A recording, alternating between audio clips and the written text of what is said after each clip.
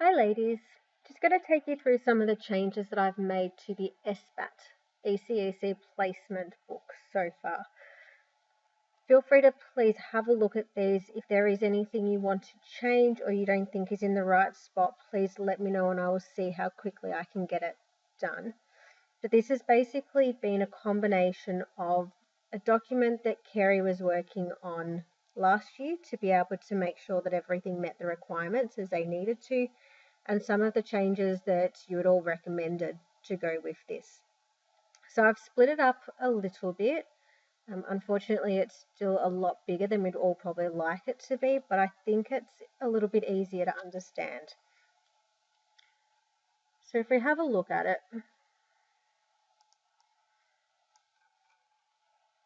all the main details at the front of the document are all exactly the same. So I'll quickly scroll past some of them.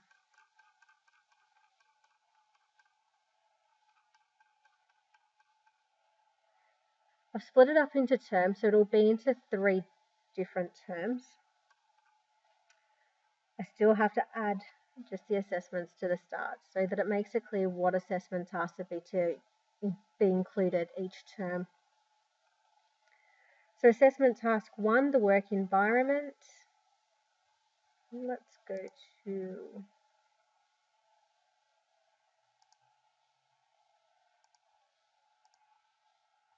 show the proper version of it. This assessment task is pretty much exactly the same as it was in the last one, so no changes to that. And I do still have to change the numbers of it. I just wanted to be able to show it to you first before I changed it too much.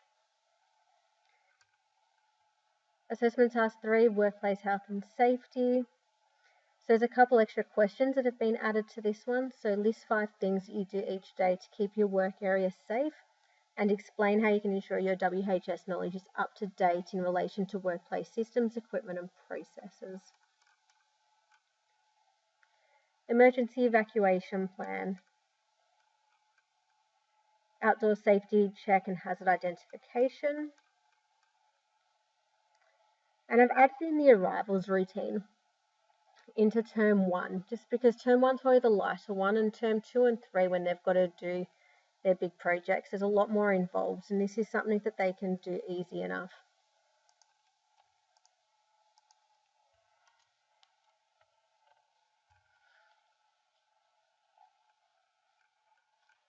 So it's still the same task, just in a different order.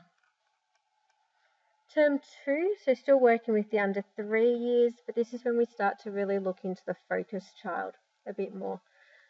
So I've basically got a summary of the task at the front, and then on each individual page, it'll go into what's expected of each part a little bit more. Now I've kept all the permission slips as an appendix at the back, which they can use, or it should be on Edu On Go now as well, so they can download it there. And at least in this way, they're not having to worry about giving parents the book to sign and things like that. They can just literally take a photocopy of that permission sheet and keep it with the book. Part B, developing relationships. Now this one was all pretty much the same regardless of the child, so I've just kept it as one version of this document. Part C, gathering information about the families. Part D, observation of the child. Part E, developmental summary. Part F, plan and implement the experience. So then it's broken down into each of the individual focused children again. Now, for confidentiality purposes as well, I've just got the child's initials on the front page, but also putting in the parent or the guardian's name and contact number. And just a reminder that the permissions forms need to be signed before the observations can take place. So then it'll basically go through all of those information sheets for each child. So there's been a little bit of a change in the format of them, but the same information is in there for all of them. So again, if there's something that you notice it doesn't seem to be there or I'm missing one, just let me know. But it'll be clearly labelled as child 1, under 3, and then when we get into the next section, as we scroll past all of this, we'll get into focus child 2. So still children under 3, and now you can see the topics break it into this way. So in the version that Kerry had done, it didn't break it into the children, it just kept it all as document C, document D, document E. But I think this is a little bit easier for them to be able to keep track of exactly which child they're having a look at with all of these. So focus child 3. And then there's just a little bit of a checklist to be able to make sure that everything is there for each of those students.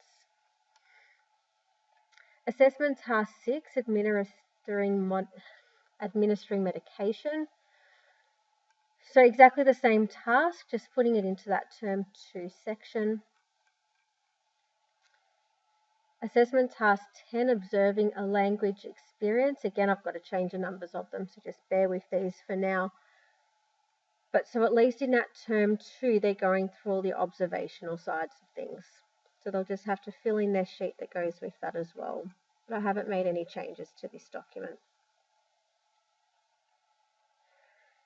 And in assessment task 16 as a reflection, this is reflecting on children's behaviour. So again, I've put this one into the term 2 as opposed to having it right at the end, because as the course goes on, I'm sure that not every student is going to be as studious as we would like them to be, and they'll end up leaving things to last minute. So at least if we can stay on top of things that are easier to be able to put in at an earlier time, hopefully we can keep the students in line a bit more with it. And then we get into our term 3, so working with children over 3 years. So the way that the focused child section for this part is done is exactly the same as it was for the under 3, so I won't spend too much time going over that. We'll scroll down.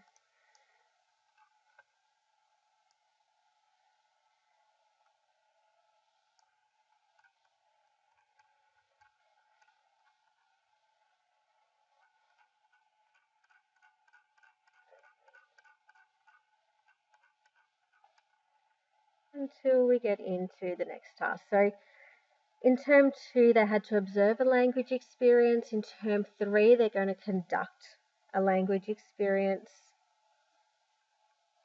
within their group. So again, the plans are all going to be on here. So this was already in there. Plans are ready.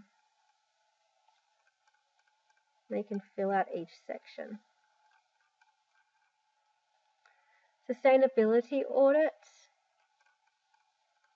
So completing the checklist and then being able to answer. They should have to answer questions.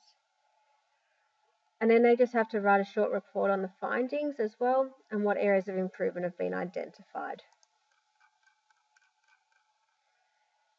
Might even add that in as an extra document, because otherwise, if they're anything like most students, they'll forget about that section. Cultural safety. So this task requires them to investigate how service identify and support children and families from different cultural backgrounds.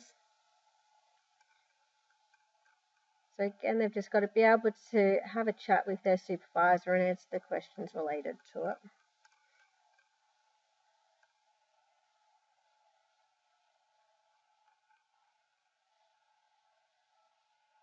For assessment task 14, so this one links back into assessment task 5, where they had to put together the Aboriginal cultural safety display. So this is going to be the checklist that goes with all of that.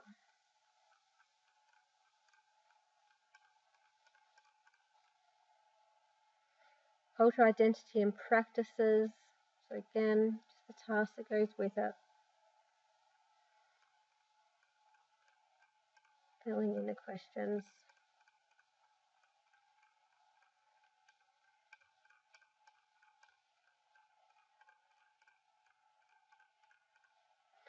And then I've got the appendices at the end. So in here, I've got the permission to observe your child.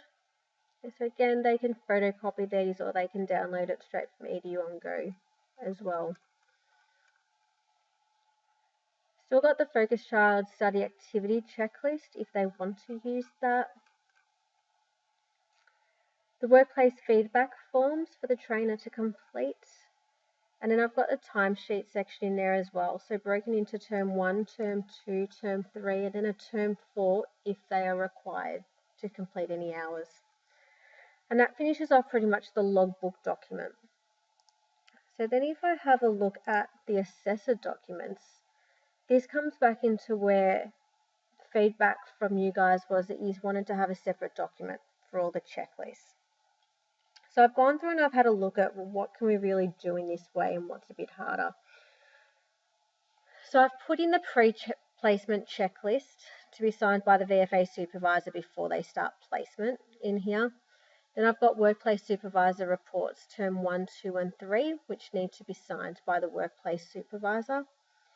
Then I've put in the nappy change observation, the observe and reflect task for provide care for babies and toddlers, provide care for children, holistic development of children, develop positive and respectful relationships, promote and provide healthy food and drink, and support children to connect with their world. Now I've said that that can be signed by the workplace supervisor or the VFA supervisor.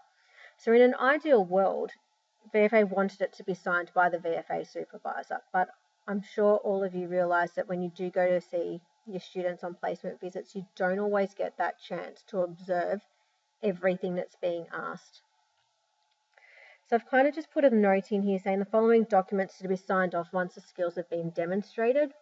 Where the workplace supervisor believes there are gaps in the student's ability to perform the task, the VFA supervisor will ensure these specific tasks are viewed during placement visits and an opportunity for additional training will be provided. And then all checklists must be successfully completed to pass the placement. So the way that I kind of have this envisioned to work is that the workplace supervisor will have a copy of this document that stays at the workplace, or the student can have it. But I think there's probably a bit more, it's more likely that the supervisor will take better care of it than the student may.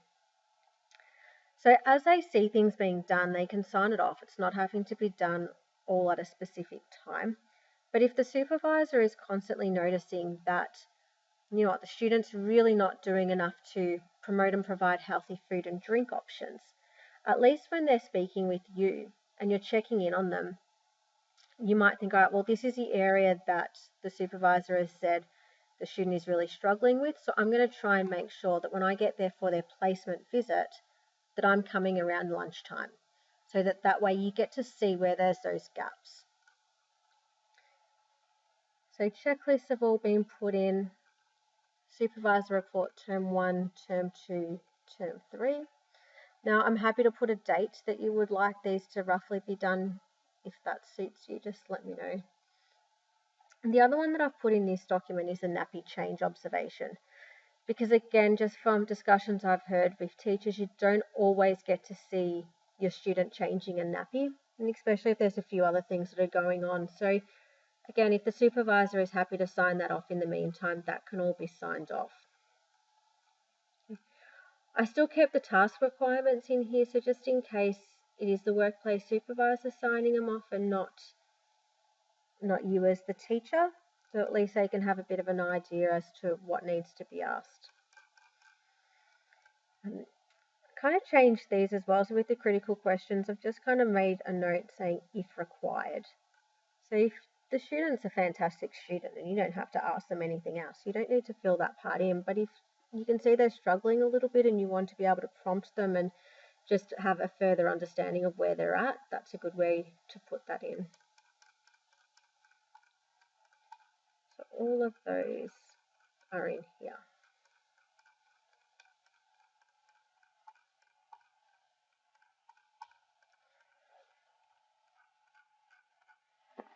Now, the other place that these all link up into is if we go into EDU on Go and you go into the observation section, down the bottom you'll notice that there's these logbook tasks. So logbook assessment task 1, observe and reflect, provide care for babies and toddlers, is in that document as well. So you'll be able to click on it, it's got all the information, the rubrics then comes up and you just have to mark it as you would an observation.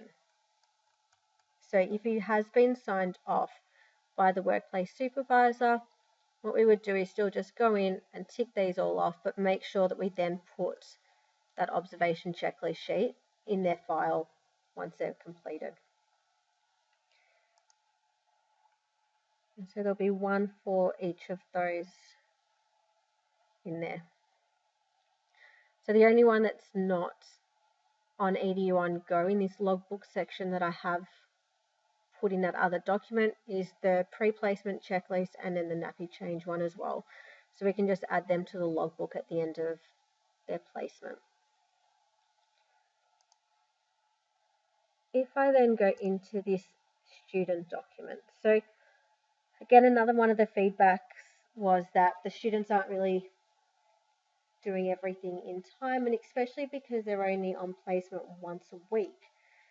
At least this way we can still get them to do some kind of placement work whilst they're in class as well. So all the reflection tasks to go with those observations that we were just discussed have been added in here as well.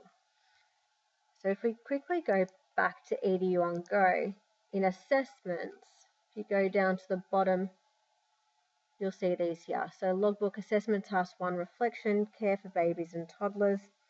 And we've got child 1, child 2, child 3. And this will go through to again match up with all of those observations.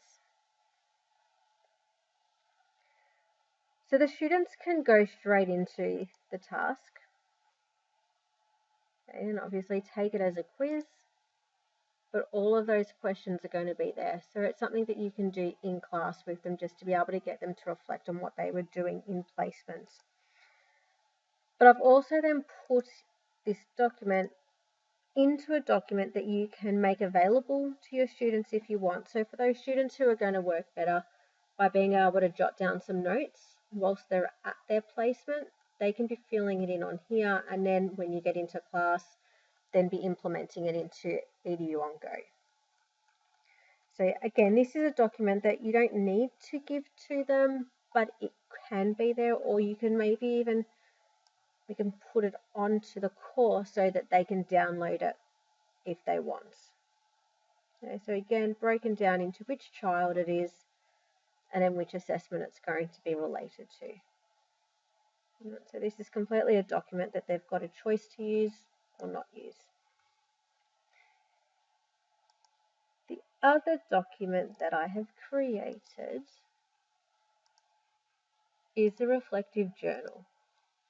So the reflective journal seems to be a little bit all over the place. So I've compiled it all into one document. So it's got what the task requirements are at the start. It does say on this, when you look at it on EDU on Go, that it should be no more than a page. So I've compressed it down to half a page anyway. So there shouldn't be any issues with that. And what I've done is I've taken out the self-evaluations that were in the logbook and put them into this document as well. Because at the end of the day, the self-evaluation should be part of the journal. So breaking into term 1, term 2, term 3 again. So term 1, week 1, and they can fill in whatever information they want. And then supervisor signature and date. Term 1, week 2. And after every 2 weeks, there's a self-reflection for them to do. Okay, so again, this is no different to what was already in their logbook. I've just changed the order of where it's located. And then the supervisor just to put in their little bit of input with it as well. And so that'll go down to term 1, week 8 with 4 self-reflections. And then we start term 2. And same thing. So I've numbered it all. So term 2, week 1, term 2, week 2, term 2, self-reflection 1.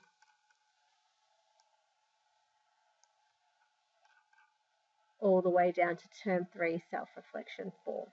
Then it can just be signed off. They've then got this document that they can use if they go into their assessments. And right down the bottom, there's logbook, assessment task 7, journal. And they will be able to then submit that assignment there. So depending on what they like. If they wanted to just, I suppose, input it straight onto the Word document and then get the supervisor to sign it at some point, they can do that. It's probably going to be best if they print that up and then scan it and then upload it that way.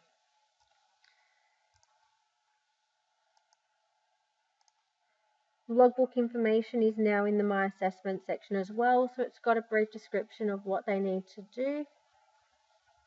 And down the bottom is where they can download the observation permission slips. So at least it's always there. They can download as many of these as they want. You may choose to print them up so that they're already in the file and they're not having to worry about using as an excuse, oh, but there's only 2 in my book, whatever you need. So have a look at all of these documents. Like I said, I am going to play around with it over the weekend and just make sure that all of the assessment tasks are in the right order so that that makes sense. If there is anything you think could be better, if there's anything that you want to change, anything we still haven't hit the mark with, just let me know as soon as possible and I will see what I can do about it. If it starts getting too late and I can't do anything for it now, I will do it as soon as I can, and at least we'll know that by the time we get to redoing the diploma logbook that it should all be fine. And some of these will be easy enough to copy over between what's required in the Cert 3 and then carried over to the diploma. But thanks, ladies.